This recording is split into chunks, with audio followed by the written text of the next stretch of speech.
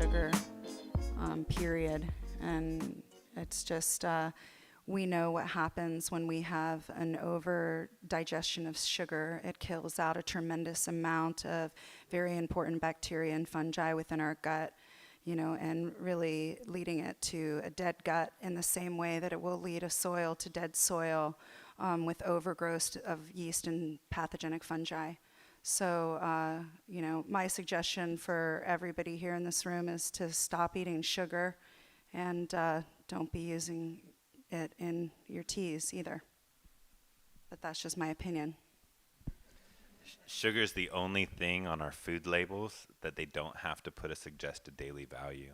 And that was done by lobbyists in Washington, D.C., saying there's actually not good for you. We don't want to put a suggested daily value because it wouldn't look good for our industry. So that was paid and bought, that you'll never see a suggested daily value of the sugar on your food labels. Damn, that's gangsta right there. Next question here. So in using these homeopathic and balanced methods of cultivation like KNF, Hugel, etc., what's your opinions on utilizing targeted stressors at appropriate times to increase cannabinoid or terpene productions without overstressing your biological life in your soil, such as you had touched on slightly with over and under watering and targeted stressors like that? But I want to know what other methods you might have for creating the biomimicry of these stressors without having the negative repercussions upon the soil that we're working so hard to create. Good question. My answer is all at seedling age. So giving a seedling even a, you know, whatever you can handle, whatever stage you're going to do it at, giving them a dry out. If you're going to transplant, do a soil wash and do a 1 hour dry out, and then you soak them in an SES, so that's vinegar, FPJ, OHN. It gives them a bunch of minor nutrients. They'll suck it up like a sponge because they've been a little pulled down in water stress. And then you put them into a microbial rich environment, and that you're basically sending your kid to school with all the sweet fruit and stuff to share with his friends, and they're making friends because they're full of minor minerals and nutrients. So it's a pre-stress, and that's all about them saying, I'm not going to focus on foliar in the first few, you know, weeks of my life. I'm going to focus on roots. That happens, your plant's going to go nuts. Yeah. So that's my only input. I mean, I think the world's already a tough place. Like, shit. You know, cannabis is like already not supposed to grow in a lot of regions that we're growing it in. We're taking a really, you know, equatorial or really high region plant, and we're forcing it into greenhouses and into indoor situations. And already with the growing practices that we already have so many stressors on the plant. I don't think that it's important to add extra stressors. I think that just our relationship as humans to plants, we're already going to fuck something up along the way on accident anyway. So you can already count that as like, you know, your 5 fuck up stressors, you know, in the grow.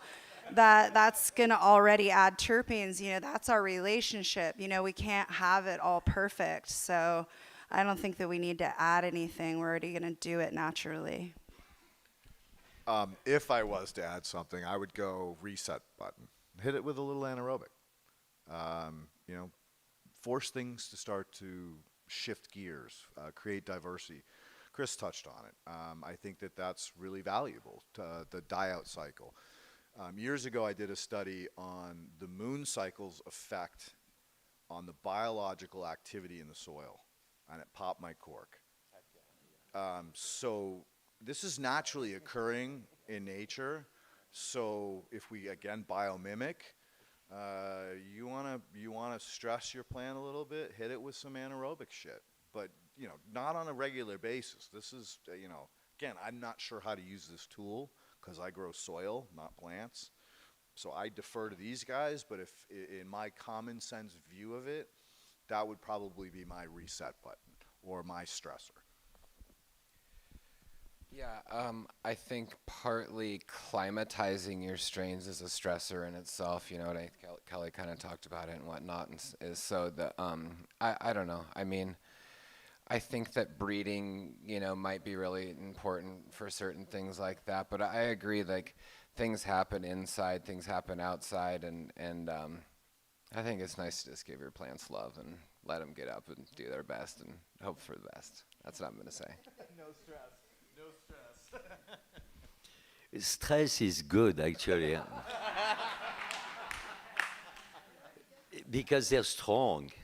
And when you breed and you want to create a plant that is really adapted to your region, you need to follow the full cycle of the plant. You cannot take the seed, put them in a drawer in the winter, 2 or 3 days in the fridge, so that they know winter went by before you start germinating.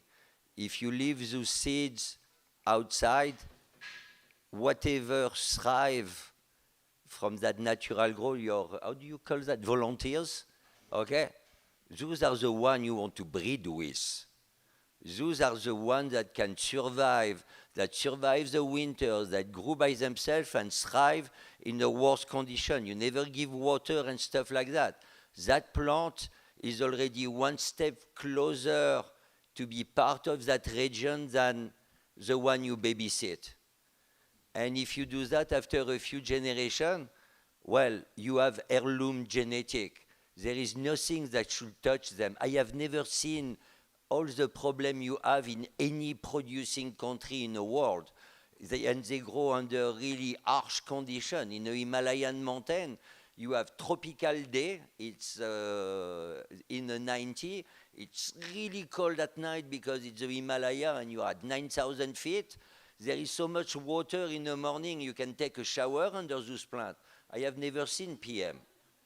Okay, the life underground must be very special to keep them that healthy. But those plants thrive in those conditions and because they're born there. And I went to a valley for 7 seasons in a row, and I didn't want a cultivated plant, I wanted wild cannabis. So I rented my field from one season to the other ahead of time. From big pine tree, 7, 8 footer, after 3 years I had 5 feeter that were growing like very, very close to each other. And I had a diversity that was really amazing. They were much stronger. I had much more resin given to me by this plant than the one cultivated. And they break the ground, they throw the seeds at the raining season when it's good. The difference between those plants and genetic seeds from that specific place, it's day and night. So it's like, yeah, you're harsh on them, but it makes them stronger. So if you play harsh on your breeding, well, when you babysit those one, they're going to explode. Yeah, I totally agree with that. And, you know, starting your seeds, like we always start our seeds just right in our soil that's from our land. And, you know, maybe if it's like a seed which we just got from someone from 1960s from Colombia, that might be different, you know. But to start our seeds like in our soil, not baby them, totally agree. That's a beautiful stress. That's like a beautiful climatized thing. That's like, you know, hey, if you're going to live in my area, you know, this is what my world's like, you know. And even with clones, you know, we with clones and growing them and starting them in your soil and in your living soil, which really goes against all of the whole cloning, like sterilization thing, you know, which I really don't think is not the future. I think maybe the future is living soil clones and clone beds and getting those roots popped out and just smart right away, and then ready to grow. So I guess it's abuse your children. Carefully and lovingly. Yeah, but you know what Frenchy was saying is he's talking about volunteers, and when you have volunteers that are coming up, they're really super intelligent, they're ready for that zone and region, they're the ones that are not experiencing the stress. They're the ones that are not being potted from some other area, from some other soil into another. That's stress.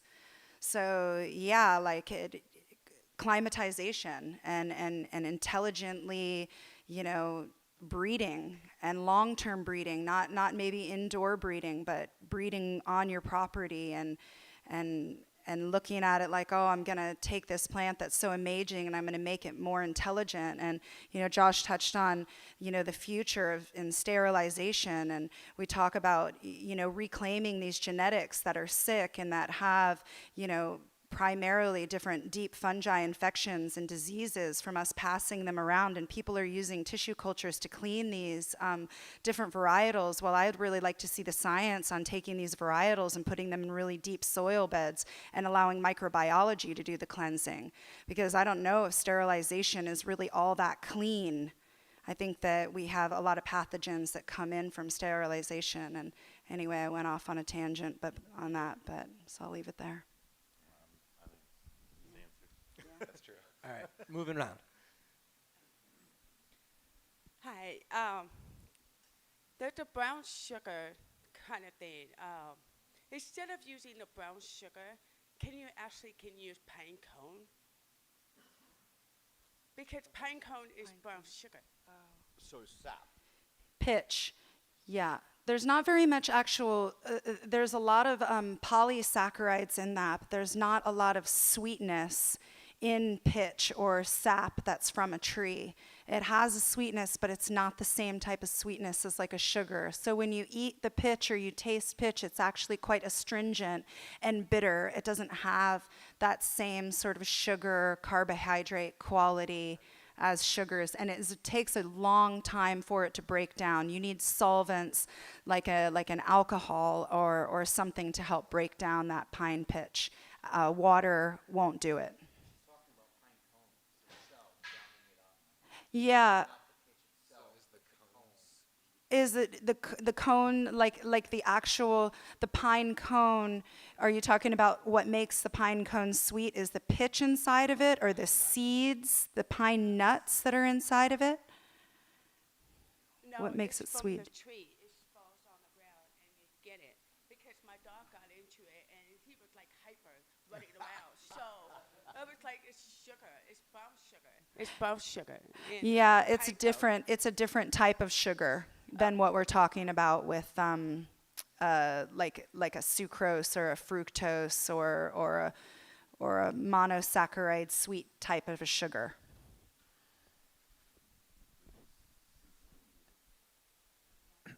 And if we're talking about the natural farming ferments with brown sugar, it's actually the osmotic pressure we want as much as the sweetness or more. It's the dryness of the sugar that yanks on some of the waters in the plants, and then there's a very controlled fermentation. So what you're doing, instead of, because if you drop plants in water and just leave it, it'll break down, it'll ferment, but it's a very different fermentation. So the equal weights brown sugar is specific to the water content of the plant and that super controlled or slow fermentation, which keeps intact your beneficial biochemicals and plant growth hormones instead of exploding all that. So. Anybody else want in on that? What he's talking about with the sugars, it's kind of like salts. You guys all know what salt nutrients are. Well, the salt is the vehicle. So it's the way of getting that nitrogen and NPK into the plant and slow releasing it. If you gave the nitrogen, the NPK into the plant directly, it would wash through the soil profile. So you would lose it or it would gas off, very volatile. So I don't know why your dog reacted that way. You know, maybe he enjoyed gnawing on it and tearing it apart. But my gut feeling is, as such a woody thing, because pine cones are extremely woody. I've composted pine cones to see what happens, and they take forever to break down. And similar, yes, yeah, it's a really hard carbon, hard lignin. and lignin is good for plant development, but again, you want to find an easier source of lignin to break down than pine cones. Peanut shells will work better. They actually hold like water in them, and the biology sits in that little peanut cup and breaks it down a lot quicker than a pine cone would. But so anyway, I'm not sure why your dog did it, but perhaps he just really enjoyed gnawing on that. Anybody else? Okay. Next question. So we live along a river in Trinity County where the summer days can be 100 to 110. And we have gravel soil, and it's really difficult to increase the humus in that soil. I've built compost for decades, and at the end of the year, it's pretty much just gone. And seeing the slides today from Chip with the huge particles, you know, I understand what's happening. So trying to figure out what's a good way to try to work with gravel soil. Gravel soils? Do you want to hop on that one? Say it, go ahead. The diversity. All right, so basically she's asking how best to work with gravel soils. So basically she's been adding compost. I assume it's kind of moving through the system too quickly, and she ends up with gravel at the end of the year instead of a good soil system. So the good news is that river rock or that gravel is an amazingly diverse group of minerals. So now how do we slow it down? All right, one of the things I did years ago was study riverbeds and stream beds. And if you notice, like all the rocks are at the top, but as you dig down, it gets into sand. So wait a minute, this doesn't make sense. You know, why are the big stuff on the top and the small stuff on the bottom? I met a guy that built stone walls years ago, a real old timer, and he always used the littlest stones on the bottom and the biggest stones on the top. He was biomimicking. So I would suggest you do the same thing. So now you want to add different layers and courses of different sieve size sand and smaller gravel and pebbles to kind of block those pores, to kind of lock it up. And then you're going to rely on that, what we call alluvial layer, to help support the organic or the A horizon above it. Because again, you really want to build that A horizon. You want those sand, silt, and clays in there, and then the organic matter on top. So my suggestion would be to add some gravel and sand in those pores and build it up until it reaches the surface. And then start adding your compost, or better yet, some sand, silt, and clay mixed with organic matter, so that you get that water retention. And again, the sand will slow that migration down into those gravels. But again, you have an amazing system, the sheer fact that you're on what we call a watershed, because you're pulling minerals from the whole mountain down. So it's an unusual and very diverse mineral pool. You agree with that? I'm sorry? I second that emotion.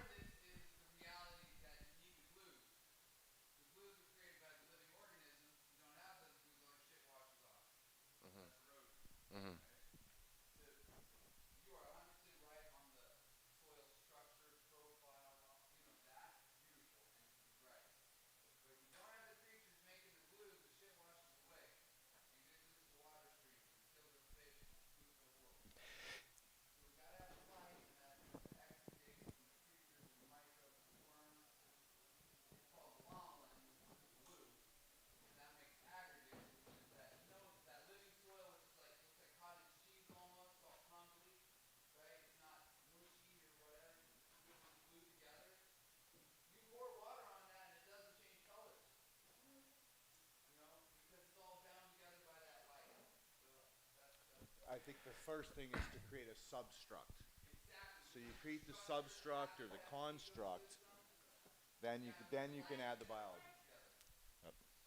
And also, I would just add, like, going up and mounding and creating dimension. So, like, you do everything that was just mentioned there, and that's super important and beautiful, but to then get into like logs and rocks and start creating dimension and getting up, and then getting into not too much wood chips, but wood chips, and then start getting into King Stropharia and garden giants and mycology, and start getting active, larger strands of mycelium going through, because that mycelium is going to really be what bonds together all of the carbon and all that, and then being able to add weeds and different, carbon, more green matter to it, so it doesn't get too carbon. The carbon nitrogen ratio is super important, and then you'll really see how that'll transform in between. It'll transform over the year, the bottom of what's underneath it, and then if you mound and do lines next to each other, you have the dimension. Then that whole aisle can become like, you can just throw amazing amount of material on the aisles in the summer, and guaranteed by 1 year of doing like crazy mulching, you're gonna have like serious amounts of soil, and it will not go down, because the structure of the wood and all of the mycology, and also it'll filter all the water and totally keep all your nutrients in there and stuff. So I would just go up, mound, build, layer, lasagna. Mound mob gardening is what we're calling it. Mob gardeners. Nice. And I do want to add one thing. He's spot on. All right. We know that about 780 million years ago, that aquatic fungi, a couple million, was finally found in the fossil record. So we know now that aquatic fungi began the terrestrial population of the planet at that point. And we know for sure that the first major plants on this planet were giant mushrooms. And they were the things that created the first organic matter that made way for future plants to begin to colonize the surface of the earth. It's all about the mushrooms and the logs. Logs are mushroom food. So Eat mushrooms. Eat mushrooms. We had a discussion about it last year, and so I went to check my mushroom like crazy. And what I found out, it's the lichen that first broke rocks, that gave the soil for the mushroom to actually create the first roots. And then they brought the life. But before the mushrooms, the lichen were there to break down the mineral that the mushroom could. But actually made me study mushroom like crazy, because we had such a discussion about it. I had to know more about it, and that movie is amazing. Fantastic fungi. Also, when you get a really healthy mycology body happening, and then you get the fruiting bodies, you start getting a lot of cold CO2 and CO2 that stays near the ground, which is super good for the plants to soak up. So you're just environment. It's a big environment. yeah, I was blessed enough to hang out down at Biosphere 2 a few years back. And they were actually growing what he was talking about, is different types of lichen on rock. Like, they were growing plants on rock, and with nothing, no water. It was grown in a Sonoran-style desert, and he was having great success in getting plants to colonize bare granite. And so he's absolutely right, and I think that both of these play into it. I'm not sure. We don't know. There's not enough fossil record to prove this one way or another.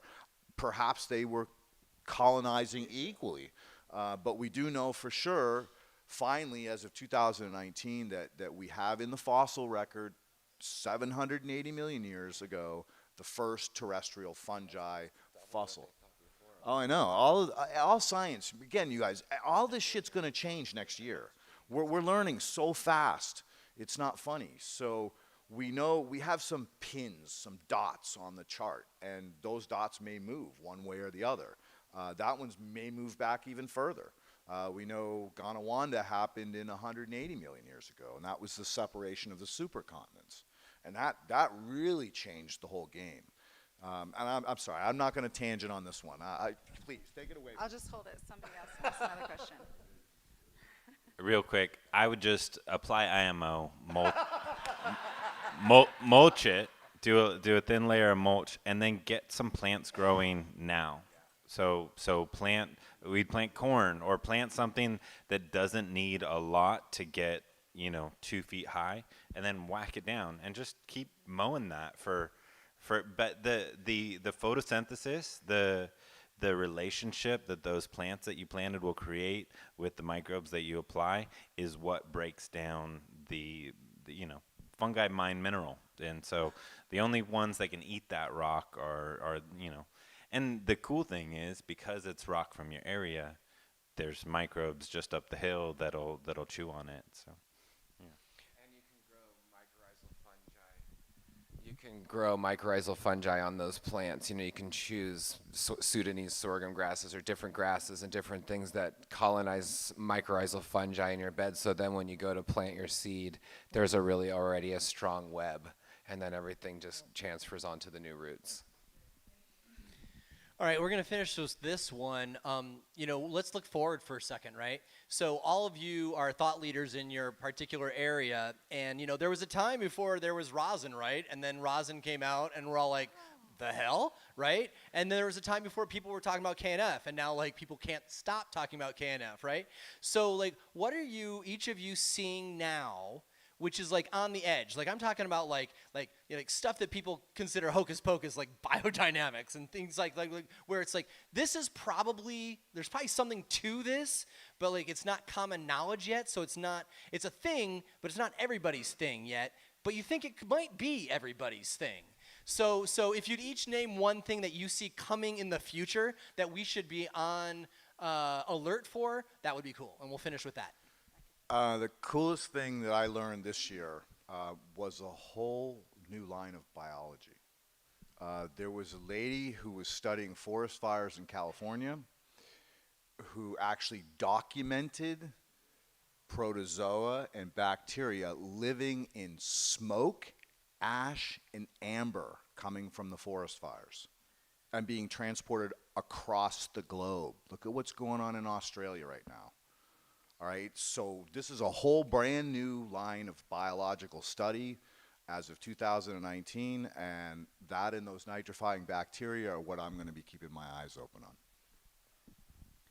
I'm really interested in the endophytic reaction within plants. So just like our cells are living inside of our bodies and they're being generated by actual living organisms that we now know, in each cell, there's living organisms within the cells of the plants, and these endophytes are actually fungi that are inside of the plants having a reaction.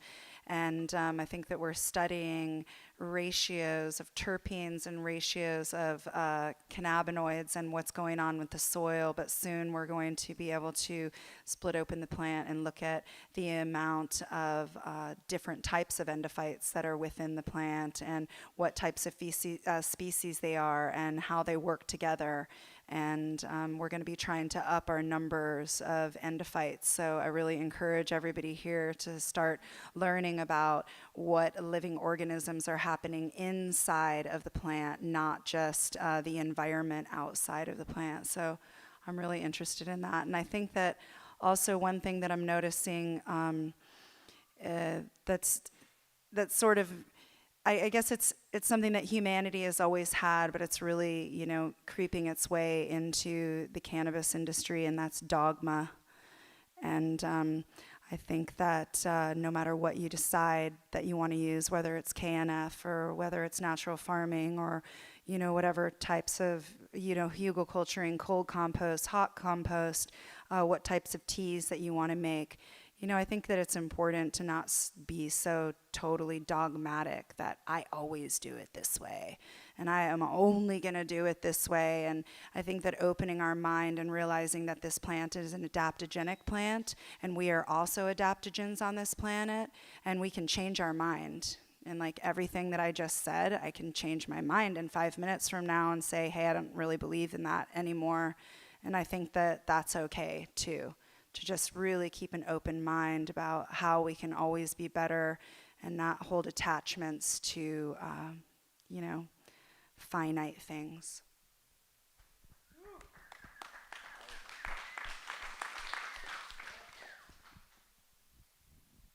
got to grow. There's a really cool study in Japan. They found that the cypress tree there has a specific variety of microbes that take rainwater, keep it from turning into nitrites and nitrates, and process it to ammonium. And then there's a specific microbial process that completely stops all nitrification. And so the plant is using the rain to, through the leaves, inoculate its own nitrogen food and feed itself specifically ammonium. And whereas the rainwater that falls just outside of the leaf layer goes into nitrification and does the normal process. And so I think each plant, its primary feeder roots are in the drip zone, and I think what thrives on the surface of each individual crop is directly suited to feed itself. You know, you look at all these plants, and they're little, vases that funnel water to their core and then drop it down into their root areas. And I think the microbes that thrive in unique environments are something we're going to start to learn about. And so yeah, wild cannabis and what it's dropping in its drip zone, what's cultured on that surface will be interesting stuff. That's playing with. And I just wanted to say super quick, the reason why I also feel that endophytes are really important is because Taxol was found in yew trees. And what they found about the medicine in Taxols, they went crazy back in the mid-90s, just cutting down tons of yew trees for the Taxol.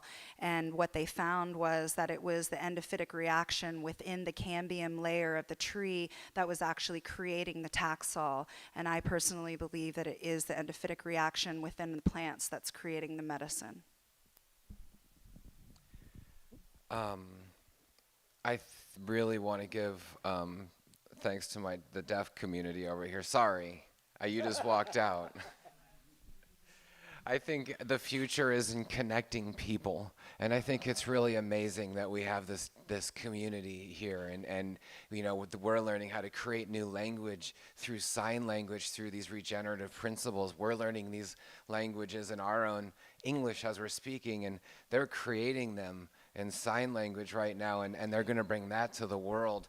And being able to connect with anyone from anywhere in the world, and not just being from California or Oregon or Washington or Canada or something. I think just being from Earth, and maybe there's aliens too, and that's fine.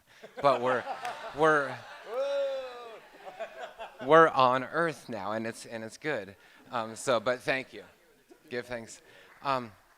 I would also like to say that I really, there has been a lot of talk about structuring water and water structure and how that can affect plants. And I think the plants are water, and structure and vibration is truly key. And I think that us putting meditation spaces in our gardens is important. And creating space to not just be working, but just to be sitting and watching birds cruise around and see bees. Find out how many pollinators you can count, because if you get, and another thing, too many pollinating plants, just way more than you ever thought you could ever have, and then you realize how balanced your environment gets. And so I think the future is in polyculture, which we already know about, but more of it, and learning more about biodiversity. But energies and crystals and crystal energy and planting by the moon, of course the plant is going to be better when we plant it on a water sign, or if we clip on a fire sign, or if we want to do whatever it is, or on a clip on a water sign, depending what we want to do.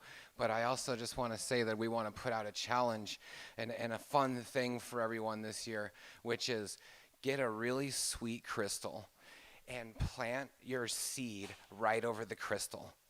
Or get a small plant and grow it, and then put your plant right over the crystal. And so the bigger the plant, the better for the long season big plant. And then when the plant grows, it's going to grow around the crystal and totally hug and grab the crystal. And it's going to put energy up, feeding the trichomes, making the resin bigger, better hash. Heading up with my man Wook Sauce over here. He's going to be stoked. And then at the end of the year, you can pull your staff up and you can see your crystal, and we can all walk at the end of the year and put our crystal staffs together and smoke ganja. Woo!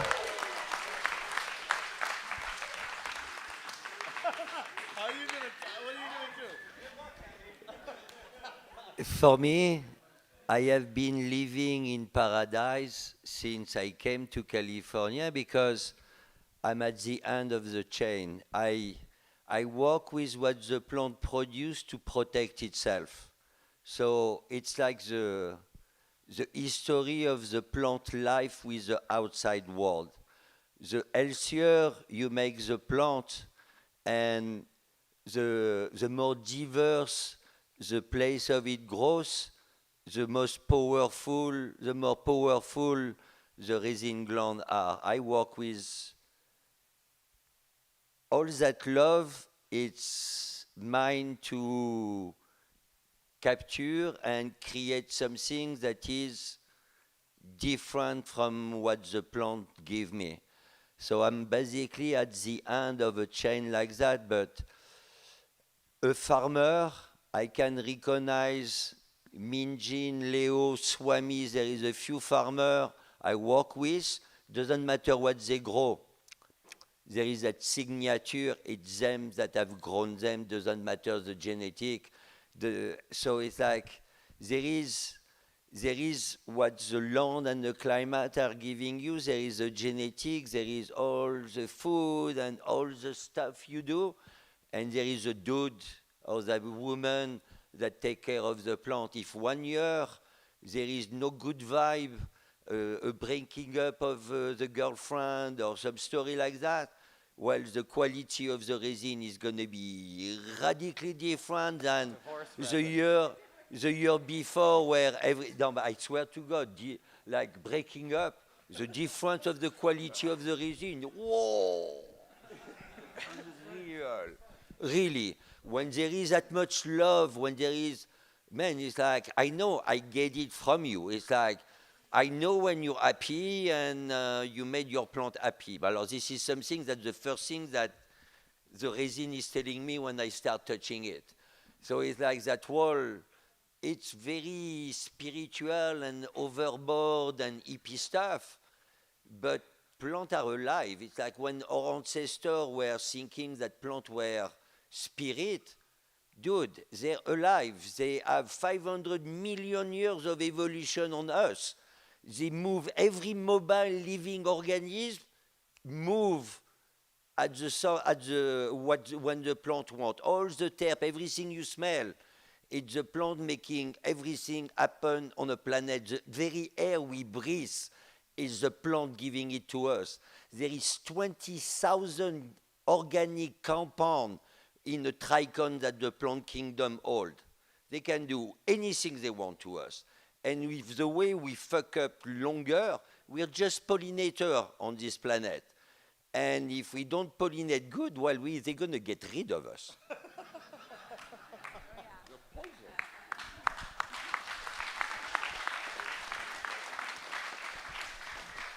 I'd just like to give thanks to all you out there. There's a lot of really amazing people out there. You know, we're up here right now, but really we're all just one, you know, big, beautiful, happy family. And I just really appreciate you. I really appreciate all you up here on this panel. Give thanks for this opportunity to live here right now in this world. And Shango, a big ups to Shango, all right? Like, I just grabbed his ass. Yeah, happy birthday! I just want to thank him. He jumped in. You know, things got a little bit kind of quirky, but I think we had a fun night. I think, you know, you guys got some questions out. You saw our passion and diversity. And, again, that was thanks to Shango for the questions and hosting. Right on. Thanks. I got 3 quick things before you bounce. Number 1, so I was like, all right, I won't have to do anything else tonight. I'm going to smoke this whole joint by myself during dinner. I come down, I sit down, I'm like, all right, I'm just going to wear my sunglasses and sit here. And Lane's all like, hey. Bro. So luckily this is a forgiving group of folks. So number 1, let's give thanks to our panelists, Chris and Kelly and Leighton and Josh and Camille, right? And then number 2, we don't have like a cleaning crew that's going through here after us, right? So if you see anything around your seat, on your way to your car, wherever you're going, if you like grab it and help with that, because like we are a regenerative family, right? So do that. And then number 3, we all like to drag a little ass in the morning, but if you can try to be here and in your seat at 9 o'clock, it means that we can have a more full day tomorrow and stay on time, which we had a hard time doing today because everybody was kind of doing on stoner time, right? So if you can be here like in seating at 9 o'clock, that would be really fantastic. Did you have something that you wanted? All right, well, thank you for the cheer. All right, everybody have a safe drive home. Thank you, We'll Seasons. see you tomorrow. Good night, everybody.